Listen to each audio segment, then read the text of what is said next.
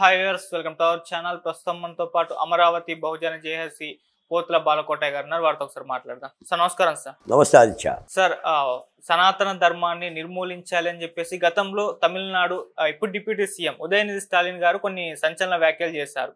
అయితే దానిపైన అప్పట్లో పెద్ద చర్చ జరిగింది, రగడ కూడా అయిపోయింది. అయితే మొన్న పవన్ కళ్యాణ్ గారు మాట్లాడుతూ ఆయనకి చిన్న చురకలంటించినట్టుగా చేశారు. సనాతన ధర్మాన్ని నిర్మూలించుకున్నారు ఒక వ్యక్తి పక్క రాష్ట్రంలో, అటువంటి వాళ్ళు ఉండకూడదు అన్నట్టుగా ఈయన కూడా కొన్ని కామెంట్స్ అయితే చేశారు.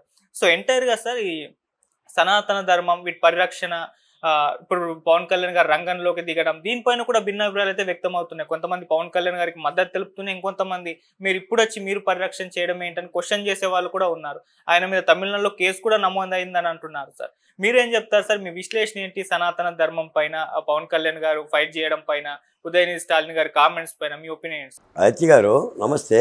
సార్ ఇప్పుడు సనాతన ధర్మాన్ని సమూలంగా నాశనం చేస్తానని ఉదయనిధి స్టాలిన్ గారు అన్నారు. అవును, అంతేగా? సనాతన ధర్మాన్ని రూపుమాపుతా అన్నాడు. సనాతన ధర్మాన్ని కాపాడుతా, రూపుమాపితే వాళ్ళే రూపుమాపుకుంటారు అని మన డిప్యూటీ మంత్రి పవన్ కళ్యాణ్ గారు అన్నారు. అంటే తెలంగాణ డిప్యూటీ మంత్రి వర్సెస్ ఆంధ్రప్రదేశ్ డిప్యూటీ మంత్రి. ఆదిత్య, మీ వయసు ఎంత?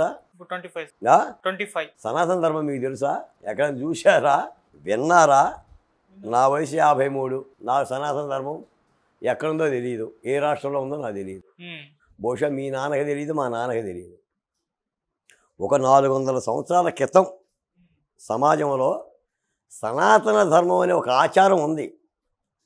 సనాతన ధర్మం అంటే ఆచార విధానం, ఒక జీవన విధానం. 400 సంవత్సరాల క్రితం ఉంది, ఇప్పుడు లేదు. ఆ ఉదయనిధి స్టాలిన్ ఎట్ట బతికిస్తులు? లేని దాన్ని ఎట్ట బతికిస్తామండి? సనాతన ధర్మం తనలో ఉన్న రుగ్మతలని, అంటే పనికిరాని వాటిని విసర్జించుకుంటూ హిందూ ధర్మంగా ముందుకు వచ్చింది.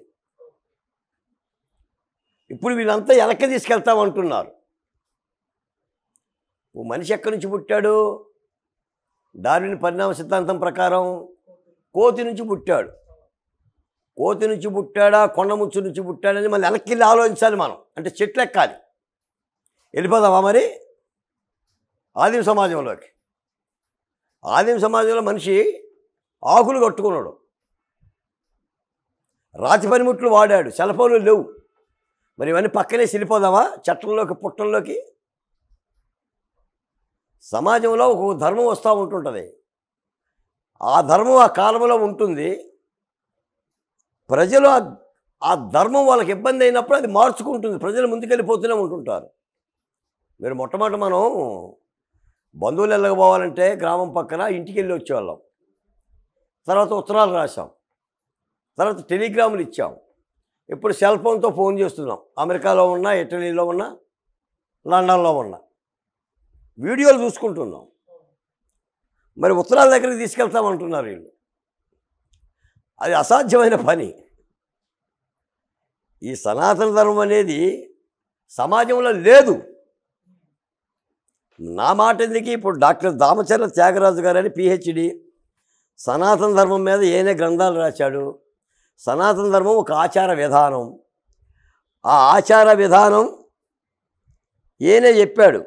ఇదంతా ఒక భగవంతునికి సంబంధించి, మీకు వేదాల నుంచి దీనికి సంబంధించిన ఋగ్వేదము, సామవేదము, యజుర్వేద వేదము, అథర్వణ వేదం నుంచేసి, వేదాల నుంచేసి, ఉపనిషత్తుల నుంచి సమాజాన్ని ఒక కట్టుబాటు చేశారు.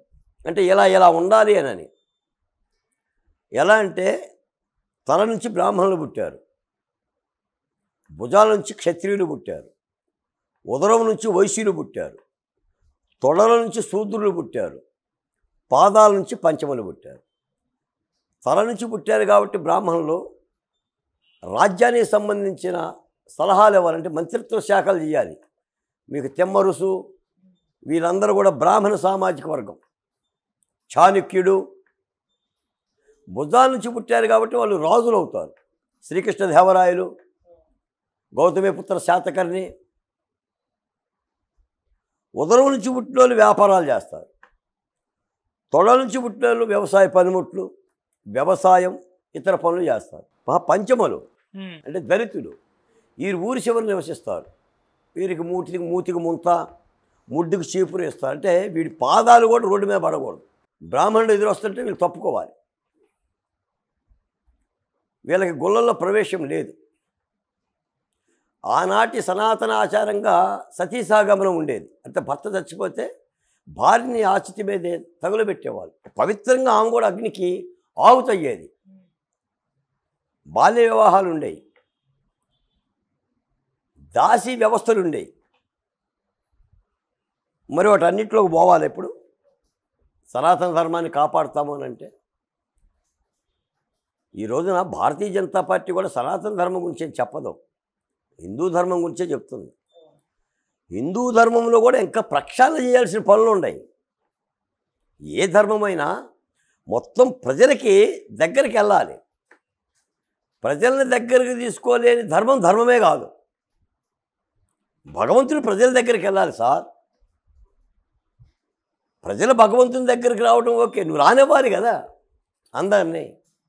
అలా రానివ్వకపోబట్టే ఇతర దేశాలకు సంబంధించిన మతాలు కూడా భారతదేశంలోకి వచ్చినాయి. నీకు క్రిస్టియన్ సాంప్రదాయం ఏం చెప్తుంది? ఎక్కడిదా మతం? అన్నది కాదు కదా, ఎక్కడో అమెరికా నుంచి వచ్చింది అది. వాళ్ళ దగ్గర తీసుకున్నారు. తర్వాత ముస్లిం మతం వాళ్ళ భంగిమలో ఉంటున్నారు. నేనేమంటానంటే ఈ రోజున ఆధునిక ప్రపంచంలో ఉండి 2024లో ఉండి ప్రభుత్వాధినేతలుగా ఉండి ప్రజలను ఎలా పాలించాలి, రాజ్యాంగం ఏం చెప్తుంది? రాజ్యాంగం ఏం చెప్తుంది? సనాతన ధర్మం గురించి చెప్తున్నా. రాజ్యాంగం రిపబ్లిక్ గురించి చెప్తుంది. సర్వమత సమభావన గురించి చెప్తుంది. అన్ని మతాలను సమానంగా గౌరవించమని చెప్తుంది. ఆ రాజ్యాంగ గొడుగు కింద ప్రతినిధులుగా ఉన్నప్పుడు ఆ పనే చెయ్యాలి, ఆ పనే చేయాలి. ఇది సమాజంలో ఇబ్బందికరమైన అంశం.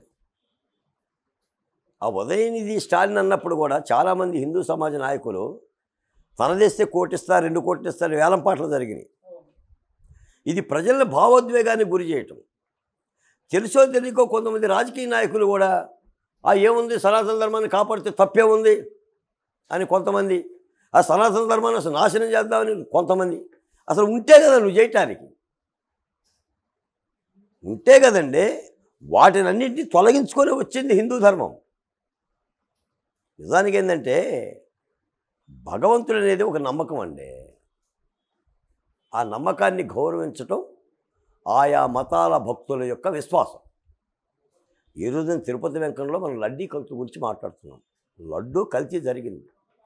ఆ దేవదేవుని డబ్బులతో ఆయనకి పెట్టాల్సిన నైవేద్యాన్ని డబ్బులు మనం తిని నాణ్యత లేని నెయ్యి సరఫరా చేసి ఏ బోలో బాబానో ఆ బాబానో ఈ బాబాను తెచ్చి మనం అపవిత్రం చేశాం కాబట్టి దానికి ప్రాయశ్చిత్తం చేసుకోవాలి. ఆ కల్తీకి పాల్పడిన అధికారుల మీద కానీ లేదంటే పాలకుల మీద కానీ చర్యలు తీసుకోవాలి. ఇది అంశం. దీన్ని వదిలేసి బలోమంటూ సనాతన ధర్మం కాపాడుతామంటే అసలు ఎక్కడుందంటున్నాను నేను. ఎక్కడుంది సనాతన ధర్మం? ఇప్పుడు తీసుకొస్తారా ఏంటి? ప్రపంచం ఎంత ముందుకు పోతుంది సార్.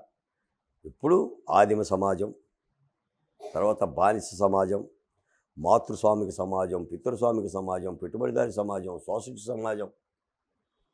ఈ రోజున ఏంటి సార్, డ్రైవర్ లేకుండానే కారులు నడుస్తున్నాయి. డ్రైవర్ లేకుండా కారులు నడుస్తున్నాయి. అసలు ప్రపంచం ఎంత గ్లోబలైజేషన్ అయిపోయింది. ఏ దేశంలోనైనా ఇలాంటి వాదనలు ఉన్నాయా? ఏ దేశంలో ప్రపంచ దేశాలు ఆర్థికంగా ఎలా ముందుకు పోతున్నాయి? మనం ఇంకా వెనకపోవటానికి సనాతన ధర్మాన్ని వెనక్కలాగితే సమాజం ఎటుపోవాలి? నేననేది ఏంటంటే ప్రజలు భావోద్వేగాలకు గురి కాకూడదు. ఇవన్నీ రాజకీయ నాయకులు పలికే సరదా మాటలు కానీ తీసుకోవాలి. ఎందుకంటే నా దృష్టిలో సనాతన ధర్మం ఎక్స్పైర్డ్ కార్డు. అది కార్డు అయిపోయింది, కార్డు లేదు. ఎవరు తీసుకురాలేరు, దాన్ని ఎవరు చంపలేరు. ఇప్పుడు హిందూ ధర్మం ఉంది, అంటే హిందూ ఆచారం ఉంది. హిందూ ఆచారంలో కూడా కొంత సరళీకరణ జరిగింది. ఇంకా మార్పులు చేసుకోవాల్సిన అవసరం ఉందని అంటున్నారు. తర్వాత క్రిస్టియన్ మతం ఉంది, అల్లా మతం ఉంది. ఈ మతాలకు సంబంధించిన వాళ్ళు ఊరుందంటే క్రిస్టియన్ ఉంటాడు, హిందూ ఉంటాడు, ముస్లిం ఉంటాడు, ముగ్గురం కలిసే ఛాయ్ తాగుతాం, ముగ్గురం కలిసే కౌగిలించుకుంటాం, పండగలు వచ్చినా పబ్బాలు వచ్చినా. దీనిని ఇబ్బందికరమైన చేసి అధినాయకులు కూడా ఆ ధర్మం ఈ ధర్మం మాట్లాడితే దాని మూలాన పెద్ద కలిగే లాభమే ఉండదు. నాకు తెలిసి ఈ సందర్భంగా అయితే తెలుగుదేశం పార్టీ యొక్క నినాదం సనాతన ధర్మం కాదు. చాలామంది తెలుగుదేశం పార్టీ నాయకులు కొంతమంది తెలుసో లేదో నాకు తెలియదు, కానీ దాని నినాదం సనాతన ధర్మం కాదు. దాని నినాదం తెలుగోడి ఆత్మగౌరవం. స్వర్గీయ నందమూరి తారక రామారావు గారు దానినే ఒక పతాక శీర్షిగా జెండాపై కపిరాజులాగా ఆంధ్ర రాష్ట్రాన్ని భారతదేశంలో సమున్నతమైన అభివృద్ధి దిశగా తీసుకెళ్లడం కోసం పెట్టిన పార్టీ అది. చంద్రబాబు నాయుడు గారు కూడా ఆ దిశగానే అడుగులు వేస్తుంటాడు. ఆయన నోట ఒక మతాన్ని కించపరచడం కానీ మరో మతాన్ని పొగట్టడం కానీ ఉండదు. అన్ని మత విశ్వాసాలను గౌరవిస్తాడు. మరొక కాన్స్టిట్యూషనల్ బాడీగానే మాట్లాడతాడు. ముఖ్యమంత్రి అంటే కాన్స్టిట్యూషనల్ బాడీ, కాన్స్టిట్యూషన్కి వ్యతిరేకంగా ఎవరు మాట్లాడకూడదు. కాబట్టి ఈ రోజున ప్రజలకు అవసరమైంది చూడాలి. కూటమి ప్రభుత్వం మీద ఉన్న ధర్మం కూడా ఏంటంటే గత ప్రభుత్వం చేసిన తప్పిదాలు ఉంటే ఆ తప్పిదాలను సరిదీయటం, ఈ ప్రభుత్వం ఇచ్చిన వాగ్దానాలను కానీ హామీలను కానీ అభివృద్ధిని కానీ వేగవంతం చేయటం. ఈ రెండింటిని వదిలేసి మనం ఎక్కడికో వెనక్కి వెళ్దాం సనాతన ధర్మం అని మాట్లాడితే మాట్లాడిన రాజకీయ నాయకుడే వెనక్కపోతాడు తప్ప ప్రజలైతే వెనక్కబోరు. ఇదైతే చాలా స్పష్టంగా చెప్పదలుచుకుందాం. చెప్పాల్సిన ధర్మం కూడా మాలాంటి వాళ్ళకు ఉంది. ఎందుకంటే ప్రతిదాన్ని వాళ్ళు వ్యతిరేకంగా అర్థం చేసుకుంటే నేను చేయగలిగింది ఏం లేదు. అంటే ఇంకో మాట కూడా చెప్తాను. ఇప్పుడు గతంలో పవన్ కళ్యాణ్ గారు ఏమన్నారు, ఆదర్శం చేగువేరా. మరి చేగువేరాకి సనాతన ధర్మానికి పోలికుందా? ఉందండి. ఆయన ఒక విప్లవ యోధుడు, ప్రజల పక్షాన అకుంఠిత దీక్షతో పోరాడాడు. That is the spirit. అది స్పిరిట్. ఇది ఒక ఆచార వ్యవహారాలు. ఏ ఆచారమైనా ప్రజల విశ్వాసం తిరగొనాలి. జైనం నుంచి బౌద్ధం పుట్టింది. మీకు ఒక మాట చెప్తే ఒక్క మాట, జైనం యొక్క నిబంధనలు చాలా కఠినంగా ఉండేవి. వాళ్ళు తల మీద వెంట్రుకలను కూడా కత్తెరతో కత్తిరించేవాళ్ళు కాదు. అలా కత్తిరిస్తే హింస చేసినట్టుగా రెండు చేతులతో తల మీద వెంట్రుకలను పీకేవాళ్ళు. పాదాలకు చెప్పులు వేసుకోరు. చెప్పులు వేసుకుంటే ఆ చెప్పు కింద ఏ చేమో దోమో నల్లో బడి చచ్చిపోతే జీవహింస చేసినట్టుగా ఉట్టి పాదాలతో నడిచేవాళ్ళు. మీరు జైన మతస్థులు మహిళలు ఒక యాత్ర చేస్తూ ఉంటారు తెల్ల దుస్తులు ధరించి. వాళ్ళ తల మీద వెంట్రుకలు ఉండవు. కొంతమంది వస్త్రాలు కూడా ధరించరు. దాని ఆచారం, జైన మత ఆచారం. అది చాలా ఇబ్బందికరంగా ఉండి ప్రజలు దాన్ని స్వీకరించే స్థితిలో లేకపోవడం వల్లనే గౌతమ బుద్ధుడు బౌద్ధం పెట్టాడు. బౌద్ధం ఏంటి? దుఃఖానికి కారణం కోరికలు.